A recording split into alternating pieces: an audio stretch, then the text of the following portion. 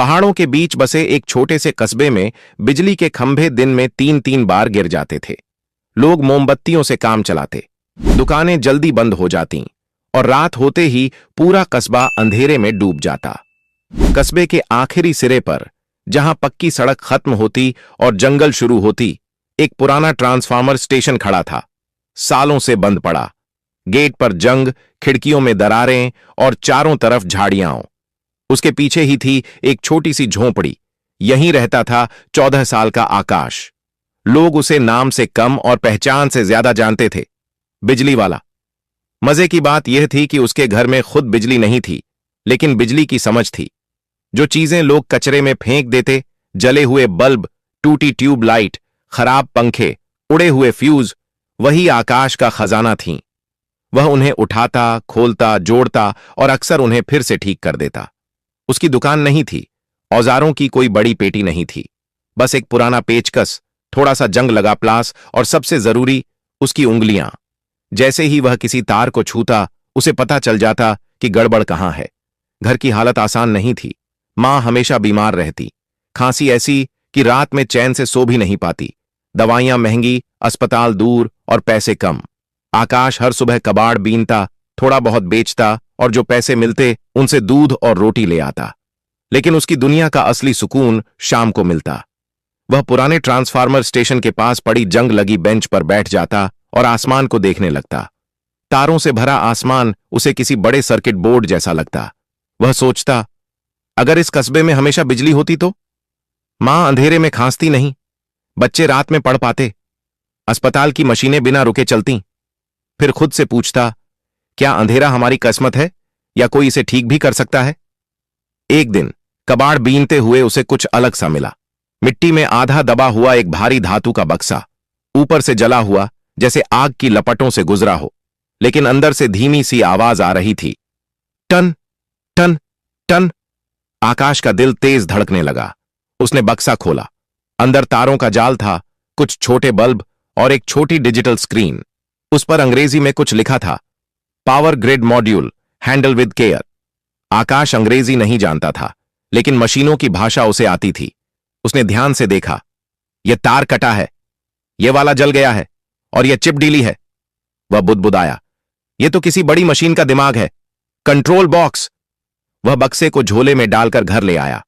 उस रात उसे नींद नहीं आई। वह बार बार उसे खोलता, देखता, समझता, जैसे कोई पहेली सुलझा रहा हो। उसे लग रहा था कि यह कोई मामूली कबाड़ नहीं, कुछ बहुत बड़ा है। अगली सुबह कस्बे में अजीब हलचल थी। सायरन बज रहे थे, बड़ी गाड़ियां आ जा रही थीं, सफेद हेलमेट पहने लोग दौड़ते भागते दिख रहे थे। क्या हो गया? किसी ने पूछा। पहाड़ के ऊपर जो नया पावर प्लांट बन रहा है ना, वहां बड़ी खराबी आ गई है। मतलब मशीन स्टार्ट नहीं हो रही। अगर वो प्लांट नहीं चला तो पूरे इलाके में हमेशा अंधेरा रहेगा, सरकार के करोड़ों पैसे डूब जाएंगे। यह सुनते ही आकाश ठिठक गया। उसका हाथ अपने झोले पर गया। अंदर वही धातु का बक्सा था। उसने धीरे से कहा, कहीं यह उसी प्लांट का हिस्सा तो नहीं? वह दौड़ता हुआ मुख्य सड़क तक पहुंचा। वहां अजीब सी अफरा तफरी थी। पुलिस की गाड़ियां, परेशान इंजीनियर, फाइलें पकड़े अधिकारी, सबके चेहरों पर घबराहट साफ दिख रही थी। भीड़ के बीच एक भारी शरीर वाला अधिकारी माइक पकड़े चिल्ला रहा था, ध्यान दीजिए, अगर किसी को पावर प्लांट के पास कोई धातु का बक्सा मिला हो तो तुरंत बताइए, उसके बिना पूरा प्लांट बेकार है। आकाश का दिल जोर जोर से धड़कने लगा। उसने अनजाने में अपने झोले को और कसकर पकड़ लिया। भीड़ से एक आवाज आई, सर, वो बक्सा तो कल रात ट्रक से गिर गया था, बहुत ढूंढा पर मिला नहीं। अधिकारी का चेहरा लाल हो गया। मिला नहीं? तुम लोगों को पता है उस मॉड्यूल की कीमत क्या है? 10 करोड़ रुपए। उसके बिना 500 करोड़ का प्रोजेक्ट मिट्टी हो जाएगा। तभी एक इंजीनियर ने धीमी आवाज में कहा, सर, नया मॉड्यूल विदेश से मंगवाना पड़ेगा, कम से कम 6 महीने लगेंगे। 6 महीने? अधिकारी चीख पड़ा, तब तक प्रोजेक्ट रद्द हो जाएगा और मैं भी। सर सुनिए, आकाश ने कहा। सबकी निगाहें उस पर टिक गईं। हट यहां से, एक सिपाही झिड़क पड़ा। यह बच्चों का खेल नहीं है। आकाश रुका नहीं। उसने झोले से वह बक्सा बाहर निकाला। सर, क्या यह वही बक्सा है? अधिकारी ने झपटकर बक्सा छीना। यही है, पावर ग्रिड मॉड्यूल। तुझे यह कहां मिला? सड़क किनारे पड़ा था सर, आकाश बोला। मैंने सोचा शायद काम का हो। अधिकारी ने बक्सा खोला। यह तो पूरी तरह जल चुका है। अब यह किसी काम का नहीं। इंजीनियरों ने भी देखा। सबने एक दूसरे की तरफ देखकर सिर हिला दिया। सर, यह ठीक नहीं हो सकता। सर, अगर आप बुरा ना माने तो क्या मैं इसे ठीक करने की कोशिश कर सकता हूं? आकाश ने कहा। तू? एक इंजीनियर हंसा। तुझे पता भी है यह क्या है? यह खिलौना नहीं, 10 करोड़ की मशीन है। सर, मैं पढ़ा लिखा नहीं हूं, लेकिन तारों को समझता हूं। बस एक कोशिश करना चाहता हूं। अधिकारी भड़क उठा। और अगर तूने इसे और बिगाड़ दिया तो? तब आखिरी उम्मीद भी खत्म। तभी भीड़ में खड़े एक बूढ़े इंजीनियर ने कहा, सर, वैसे भी यह अब किसी काम का नहीं रहा। नया आने में 6 महीने लगेंगे। इस लड़के को मौका देने से क्या खो जाएगा? कभी कभी चमत्कार अनजान हाथों से ही होते हैं। अधिकारी ने घड़ी देखी। माथे पर पसीना चमक रहा था। ठीक है, उसने कहा, तेरे पास सिर्फ 24 घंटे हैं। कल शाम तक अगर यह मॉड्यूल ठीक नहीं हुआ तो सब खत्म, समझा? आकाश ने बिना कुछ कहे सिर हिला दिया, बक्सा उठाया और भीड़ से बाहर निकल गया। वह झोंपड़ी पहुंचा। मां खांस रही थी। क्या हुआ बेटा? मां ने पूछा। कुछ नहीं मां, बस एक बहुत जरूरी काम है। आज रात जागना पड़ेगा। उसने बक्सा जमीन पर रखा, एक मोमबत्ती जलाई और फिर काम शुरू हो गया। वह एक एक तार को उठाता और उसे ठीक करने की कोशिश करता। यह वाला ठीक है, यह भी सही है, वह खुद से बड़बड़ाता। फिर अचानक रुक जाता। लेकिन यह तो पूरी तरह जल चुका है और यहां सर्किट आपस में उलझ गया है। उसी वक्त उसकी मां की खांसी की आवाज आई। बेटा, इतनी रात को क्या कर रहा है? मां, बहुत जरूरी काम है। अगर यह ठीक हो गया तो शायद हमारा कस्बा हमेशा के लिए उजाले में आ जाएगा। बेटा, यह काम बड़े इंजीनियरों का है। तू इतना बोझ अपने छोटे से कंधों पर क्यों ले रहा है? मां, आप रोज अंधेरे में खांसती हैं, यह मैं देखता हूं। अस्पताल की मशीनें नहीं चलती, इसलिए डॉक्टर आपका ठीक से इलाज नहीं कर पाते। बच्चे रात में पढ़ नहीं पाते।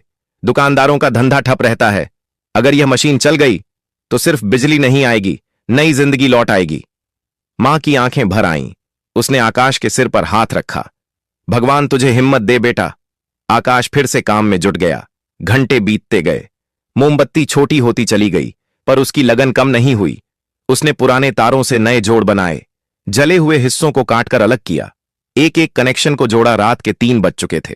उसकी आंखें लाल थीं, उंगलियां दर्द से सुन्न हो रही थीं, लेकिन वह रुका नहीं। सुबह की पहली हल्की किरण झोंपड़ी में घुसी, तभी उसने आखिरी तार जोड़ा। उसने गहरी सांस ली। शायद अब यह काम कर जाए। लेकिन असली परीक्षा तो अभी बाकी थी। मॉड्यूल को चालू करने के लिए बिजली चाहिए थी और झोंपड़ी में बिजली नहीं थी। तभी उसे याद आया, पुराना ट्रांसफार्मर स्टेशन। वहां कभी कभी इतनी बिजली आ जाती थी कि एक बल्ब जल सके। उसने मॉड्यूल उठाया और दौड़ पड़ा। जंग लगे दरवाजे को धक्का देकर खोला। अंदर अंधेरा था, लेकिन एक कोने में पुराना सा स्विच बोर्ड मौजूद था। उसने मॉड्यूल को जोड़ा। उसके हाथ कांप रहे थे। हे भगवान, अगर यह नहीं चला तो मेरी सारी मेहनत बेकार। उसने स्विच दबाया। कुछ नहीं हुआ। आकाश का दिल बैठ गया। नहीं, ऐसा नहीं हो सकता। मैंने सब सही किया है। तभी अचानक स्क्रीन चमकी, हरी रोशनी जली, शब्द उभरे, सिस्टम एक्टिव। चल गया, सच में चल गया। आकाश खुशी से उछल पड़ा, लेकिन तभी स्क्रीन पर एक और संदेश आया। Warning, overload risk. उसका चेहरा उतर गया। ओवरलोड मतलब कुछ गड़बड़ है? उसने फिर से सारे तार देखे। सब सही था। फिर अचानक उसे समझ आया, अरे, यह तो मैंने सोचा ही नहीं। यह मॉड्यूल अकेले नहीं चल सकता। इसे मुख्य पावर प्लांट से जोड़ना पड़ेगा, तभी इसकी पूरी ताकत सामने आएगी। यानी अब उसे पहाड़ के ऊपर जाना था, वहीं जहां बड़ा पावर प्लांट बन रहा था। लेकिन वहां जाना आसान नहीं था। अब क्या करूं? वह खुद से बोला। तभी उसे याद आया, कल अधिकारी कह रहा था मॉड्यूल शाम तक चाहिए, मतलब अभी समय है। उसने हिम्मत बांधी, मॉड्यूल उठाया और सीधा मुख्य सड़क की ओर दौड़ पड़ा। वहां फिर वही भीड़, अधिकारी, इंजीनियर, सब परेशान। सर, सर, वह चिल्लाया। मोटे अधिकारी ने मुड़कर देखा। तू फिर आ गया? क्या सच में ठीक हो गया? आकाश हांफते हुए बोला, सर, मॉड्यूल चल तो गया है, लेकिन असली जांच पावर प्लांट में होगी। वहीं पता चलेगा कि सब सही है या नहीं। अधिकारी, तूने इसे चला दिया? हां सर, पर पूरी तरह टेस्ट होना बाकी है। इंजीनियर एक दूसरे का मुंह देखने लगे। कोई यकीन नहीं कर पा रहा था। कुछ पल सोचकर अधिकारी बोला, ठीक है, तुझे प्लांट ले चलते हैं, लेकिन याद रख, अगर यह फेल हुआ तो इसके नतीजे गंभीर होंगे। आकाश ने सिर हिलाया। जी सर। एक बड़ी गाड़ी आई। उसे उसमें बैठाया गया। गाड़ी पहाड़ की ओर बढ़ चली। आकाश की धड़कनें तेज थीं। वह जानता था अब सिर्फ मशीन का नहीं, उसकी किस्मत का भी इम्तिहान होने वाला है। गाड़ी जैसे जैसे पहाड़ की घुमावदार सड़कों पर ऊपर चढ़ रही थी, आकाश की धड़कनें उतनी ही तेज होती जा रही थीं। वह खिड़की से नीचे झांकता तो उसका छोटा सा कस्बा खिलौनों की तरह दिखता। झोंपड़ियां, अंधेरी गलियां और वह जंग लगा ट्रांसफार्मर स्टेशन, सब कुछ। उसने मन ही मन कहा, यह सिर्फ मेरे लिए नहीं है, यह सबके लिए है। करीब आधे घंटे बाद गाड़ी एक विशाल लोहे के गेट के सामने आकर रुकी। ऊंची दीवारें, ऊपर कांटेदार तार, हर कुछ कदम पर हथियारबंद सुरक्षाकर्मी। गेट पर बड़े बड़े अक्षरों में लिखा था, national power grid project, authorised personnel only. Gate खुला, गाड़ी भीतर चली गई। आकाश की आंखें फैल गईं। सामने फैला हुआ दृश्य किसी और ही दुनिया का था। इतनी विशाल इमारत कि उसका पूरा कस्बा उसमें समा जाए। चारों तरफ भारी मशीनें, मोटे पाइप, घूमते टावर और बीच में ऊंचा कंट्रोल टावर, जहां से पूरा प्लांट एक नजर में देखा जा सकता था। चलो उतरिए, अधिकारी ने कहा। आकाश मॉड्यूल लेकर नीचे उतरा। पीछे से फुसफुसाहटें शुरू हो गईं। यही है वो लड़का, इतनी बड़ी मशीन और इतना छोटा इंजीनियर। मजाक बना दिया है क्या इस प्रोजेक्ट को? आकाश ने कुछ नहीं सुना। उसके कदम सीधे आगे बढ़ते रहे। उसे एक विशाल कंट्रोल रूम में ले जाया गया। तभी एक गंभीर आवाज आई, तो तुम हो वह लड़का? यह डॉक्टर वर्मा थे, पूरे प्रोजेक्ट के मुख्य इंजीनियर। जी सर, आकाश ने कहा। मॉड्यूल दिखाओ। आकाश ने बक्सा आगे बढ़ा दिया। डॉक्टर वर्मा ने चश्मा लगाया, ध्यान से देखा, फिर कहा, इसे तुरंत स्कैन करो। मॉड्यूल को एक खास मशीन में रखा गया। स्क्रीन पर आंकड़े दौड़ने लगे।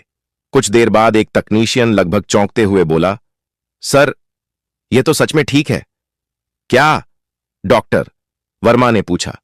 सारे कनेक्शन परफेक्ट हैं, जले हुए हिस्से बदले गए हैं, और सबसे हैरानी की बात, इसे जिस तरीके से सुधारा गया है वो हमारे किसी मैनुअल में नहीं लिखा। सभी की निगाहें आकाश पर टिक गईं। तुमने यह कैसे किया? डॉक्टर वर्मा ने पूछा। सर, मैंने बस तारों की बात सुनी। तारों की बात? जी सर, हर तार बोलता है। जब करंट सही होता है तो उसकी आवाज अलग होती है, जब कुछ गड़बड़ होती है तो आवाज बदल जाती है। मैंने बस उसी बदलाव को पहचाना। डॉक्टर वर्मा ने गहरी सांस ली। तुम्हारा नाम? आकाश। सर, तुम पढ़े हो? नहीं सर, मां बीमार है, स्कूल जाने का मौका नहीं मिला। डॉक्टर वर्मा की आंखों में नमी झलक रही थी। कभी कभी किताबों से ज्यादा जिंदगी सिखा देती है। फिर उन्होंने कहा, मॉड्यूल को मुख्य यूनिट से जोड़ो। तकनीशियन तेजी से काम में लग गए। तार जुड़े, स्विच लगाए गए, मशीनें तैयार हुईं। रेडी? डॉक्टर वर्मा बोले। स्टार्ट करो। एक भारी लीवर धीरे धीरे नीचे खींचा गया। आकाश ने मन में ही कहा, चल जा, बस चल जा। तभी अचानक स्क्रीन लाल हो गई। Warning, system overload. सायरन गूंज उठे। क्या हो रहा है? अधिकारी चिल्लाया। मॉड्यूल सही है, तकनीशियन बोला, लेकिन मुख्य यूनिट में दबाव बहुत ज्यादा बढ़ रहा है। अगर यह रुका नहीं तो सिस्टम फट सकता है। तुरंत बंद करो, डॉक्टर वर्मा ने कहा। तभी आकाश आगे बढ़ा। रुकिए सर, बंद मत कीजिए। तू पागल है? अधिकारी चीखा। यह ब्लास्ट हो जाएगा। नहीं सर, आकाश बोला, यह मशीन खराब नहीं है, यह घबराई हुई है। मशीन घबराती है? हां सर, जब कोई चीज लंबे समय तक बंद रहती है तो उसे दोबारा शुरू होने में डर लगता है। वह खुद को बचाने के लिए ओवरलोड दिखाती है। डॉक्टर वर्मा ने एक पल सोचा। तुम क्या करना चाहते हो? मुझे एक मौका दीजिए। कुछ सेकंड की चुप्पी के बाद, जाओ, डॉक्टर वर्मा बोले। आकाश मशीन के पास गया। यहां पावर का रास्ता अटका हुआ है, इसे धीरे धीरे खोलना होगा। उसने एक छोटा सा स्विच बहुत सावधानी से घुमाया। सायरन धीमे होने लगे। स्क्रीन का लाल रंग पीला पड़ा, फिर हरा। System stable. और अगले ही पल पूरा प्लांट गूंज उठा। मशीनें चलने लगीं, टरबाइन घूमे, लाइटें जल उठीं। यह चल पड़ा, कोई खुशी से चिल्लाया। डॉक्टर वर्मा मुस्कुरा उठे। प्लांट एक्टिव हो गया। लेकिन आकाश जानता था, असली सवाल अभी बाकी है। क्या अब नीचे उसके कस्बे में सच में उजाला पहुंचेगा? कंट्रोल रूम में अजीब सी खामोशी थी। सबकी निगाहें एक विशाल स्क्रीन पर जमी थीं, जहां पूरे इलाके का डिजिटल नक्शा चमक रहा था। अलग अलग रंग की लकीरें यह बता रही थीं कि बिजली किस रास्ते से बह रही है, कहां पहुंची है और कहां अभी अटकी हुई है। डॉक्टर वर्मा ने कहा, पावर ट्रांसमिशन शुरू कीजिए। एक तकनीशियन ने लीवर खींचा। स्क्रीन पर नीली रेखाएं सरकने लगीं, पहाड़ों से उतरती हुई, गांवों की ओर बढ़ती हुई और फिर सीधा आकाश के कस्बे की दिशा में। आकाश की सांसें तेज हो गईं। उसकी आंखें एक पल के लिए भी स्क्रीन से नहीं हटीं। आ रही है, एक तकनीशियन बुदबुदाया। बिजली आ रही है। नीली लाइन कस्बे के पास पहुंची और अचानक वहीं ठहर गई। आकाश का दिल जैसे डूब गया। रुक क्यों गई? उसने पूछा। सर, तकनीशियन बोला, कस्बे के पुराने ट्रांसफार्मर में गड़बड़ी है, पावर आगे पास नहीं हो पा रहा। अब यह क्या नई मुसीबत है? अधिकारी झल्ला उठा। डॉक्टर, वर्मा ने कहा, अगर वह ट्रांसफार्मर ठीक नहीं हुआ तो पूरे इलाके में रोशनी होगी, लेकिन उसी कस्बे में अंधेरा ही रह जाएगा। यह सुनते ही आकाश को मानो झटका लगा। पूरी रात जागना, हर जोखिम उठाना, सब बेकार। उसकी मां, बच्चे, अस्पताल, सब फिर अंधेरे में। नहीं, ऐसा नहीं हो सकता। वह डॉक्टर वर्मा की ओर मुड़ा। सर, वो ट्रांसफार्मर मैं ठीक कर सकता हूं, लेकिन बेटा, डॉक्टर वर्मा बोले, कस्बा यहां से काफी दूर है और हमारे पास समय नहीं है। शाम तक पूरे इलाके में बिजली पहुंचना जरूरी है। अभी 2 बज रहे हैं, सिर्फ 4 घंटे बचे हैं। आकाश ने बिना हिचक कहा, अगर गाड़ी मिल जाए तो 1 घंटे में पहुंच जाऊंगा और 2 घंटे में ट्रांसफार्मर ठीक कर दूंगा। एक अधिकारी हंस पड़ा। तू अकेले? उस ट्रांसफार्मर को 10 साल से कोई छू तक नहीं पाया। लेकिन डॉक्टर वर्मा ने आकाश की आंखों में देखा। वहां सिर्फ यकीन था। इसे जाने दीजिए, उन्होंने कहा, और सबसे तेज गाड़ी दीजिए। 10 मिनट बाद आकाश एक जीप में बैठा था, साथ में 2 तकनीशियन। जीप पहाड़ी रास्तों पर बिजली की तरह दौड़ने लगी। आकाश खिड़की से बाहर देख रहा था, लेकिन मन में एक ही सवाल घूम रहा था, अगर मैं न कर पाया तो? आधे घंटे में जीप कस्बे में घुसी। लोग हैरानी से देखने लगे। ये तो आकाश है, इतनी बड़ी गाड़ी में। आकाश किसी को जवाब नहीं दिया। वह सीधा पुराने ट्रांसफार्मर स्टेशन की तरफ दौड़ा। जंग लगे दरवाजे खुले। अंदर धूल और सन्नाटा था। बीचों बीच खड़ा था वही विशाल हारा ट्रांसफार्मर। आकाश ने सांस ली। अब या कभी नहीं। उसने जेब से पुराना पेचकस निकाला और काम शुरू कर दिया। तकनीशियन सिर्फ देखते रह गए। यह लड़का मशीन को ऐसे छू रहा था जैसे बरसों का परिचित हो। और सच में यही तो वह जगह थी जहां आकाश रोज बैठा करता था। मुख्य पैनल खुला। अंदर तारों की उलझन, कटी हुई, जली हुई। आकाश ने एक एक कर सब हटाना शुरू किया। कबाड़ से इकट्ठी की हुई पुरानी तारें उसने निकाल लीं। नई जोड़ बनते गए। 1 घंटा बीत गया। 2 घंटे बचे हैं, किसी ने कहा। तभी असली परेशानी सामने आई। मुख्य कॉइल जल चुका था। इसके बिना तो काम नहीं चलेगा, तकनीशियन बोला। नया आएगा तो हफ्ता लगेगा। आकाश ने सिर हिलाया। हफ्ता हमारे पास नहीं है, सिर्फ 1.5 घंटा है। उसकी नजर एक कोने में पड़े पुराने पंखे के मोटर पर पड़ी। वह रुक गया। उसने मोटर खोली, कॉइल निकाला और बेहद सावधानी से ट्रांसफार्मर में फिट करने लगा। यह पागलपन है। पंखे का कॉइल? यह नहीं चलेगा। आकाश ने कुछ नहीं सुना। आखिरकार सब कुछ जुड़ चुका था। ट्रांसफार्मर तैयार था। उसने भारी लीवर को दोनों हाथों से पकड़ा, जोर लगाया। क्रीक क्रीक, लीवर उठा। एक तेज चमक, एक गहरी गूंज। सबकी सांसें थम गईं। फिर बाहर से शोर उठा, देखो, खंभों में चमक, तारों में जान आ गई, बिजली आ गई। आकाश भागकर बाहर आया और वहां पूरा कस्बा रोशनी में डूबा हुआ था। बल्ब जल रहे थे, पंखे घूम रहे थे, दुकानों में रौनक लौट आई थी और अस्पताल की छत पर लाल बत्ती जल उठी। मशीनें चालू हो चुकी थीं। सड़कें भर गईं। लोग चिल्लाने लगे, बच्चे नाचने लगे। बिजली आ गई। आकाश की आंखें भीग गईं। उसने झोंपड़ी की ओर देखा। खिड़की में मां खड़ी थी, मुस्कुराती हुई। वह दौड़कर गया। मां, देखो। मां ने उसे गले लगा लिया। तूने कर दिखाया बेटा। उधर कंट्रोल रूम में स्क्रीन चमकी। कस्बा ऑनलाइन, वो सफल हो गया, तकनीशियन चिल्लाया। डॉक्टर वर्मा मुस्कुराए। जब काम दिल से किया जाए तो नामुमकिन भी मुमकिन हो जाता है। अगली सुबह आकाश की नींद अजीब शोर से खुली। झोंपड़ी के बाहर लोगों की भीड़ थी। कैमरे चमक रहे थे, अखबारों की सुर्खियां उड़ रही थीं और कोई चिल्ला रहा था, वही है, वही लड़का जिसने पूरे कस्बे को रोशन कर दिया। आकाश घबरा गया। कल तक जो उसे कबाड़ वाला कहते थे, आज वही लोग उसका नाम ले रहे थे। तभी एक चमकदार सरकारी गाड़ी आकर रुकी और उसमें से डॉक्टर वर्मा उतरे। आकाश, उन्होंने मुस्कुराते हुए पुकारा। सर, आप यहां? हां बेटा, डॉक्टर वर्मा मुस्कुराए। आज तुमसे एक बहुत जरूरी बात करने आए हैं। सब अंदर झोंपड़ी में बैठे। मां ने जल्दी जल्दी चाय बनाई। डॉक्टर, वर्मा ने चाय का घूंट लिया और बोले, आकाश, जो तुमने किया वो सामान्य काम नहीं था। जिस परेशानी को बड़े बड़े इंजीनियर हल नहीं कर पाए, तुमने अकेले कर दिखाया। सर, मैंने तो बस कोशिश की थी। डॉक्टर, वर्मा ने मुस्कुराकर कहा, तुमने यह साबित किया है कि काबिलियत सिर्फ डिग्री से नहीं, जज्बे से पैदा होती है। उन्होंने बैग से कुछ कागज निकाले। सरकार ने तुम्हारे लिए फैसला किया है, तुम्हें 50 लाख रुपए का इनाम दिया जाएगा। आकाश और उसकी मां एक दूसरे को देखने लगे। 50 लाख, उनके लिए तो यह किसी सपने जैसा था। डॉक्टर वर्मा ने आगे कहा, और अगर तुम चाहो तो देश के सबसे अच्छे इंजीनियरिंग कॉलेज में तुम्हारा दाखिला, पूरी पढ़ाई मुफ्त, रहने खाने का पूरा इंतजाम भी सरकार करेगी। आकाश बोल नहीं पाया। खुशी थी, लेकिन मन के भीतर कुछ और भी चल रहा था। मां की आंखों से आंसू बह निकले। बेटा, भगवान तेरा भला करे। डॉक्टर वर्मा ने आकाश के चेहरे की उलझन देख ली। क्या हुआ, खुश नहीं हो? आकाश ने सिर झुकाकर कहा, सर, पढ़ाई करना मेरा सपना है, लेकिन अगर मैं चला गया तो मां और यह कस्बा। बिजली आ गई है, लेकिन तार टूटे हैं, मशीनें खराब हैं, यहां अभी बहुत काम बाकी है। डॉक्टर वर्मा कुछ पल चुप रहे, फिर बोले, इस उम्र में ज्यादातर लोग सिर्फ अपने बारे में सोचते हैं, लेकिन तुम जिम्मेदारी की बात कर रहे हो।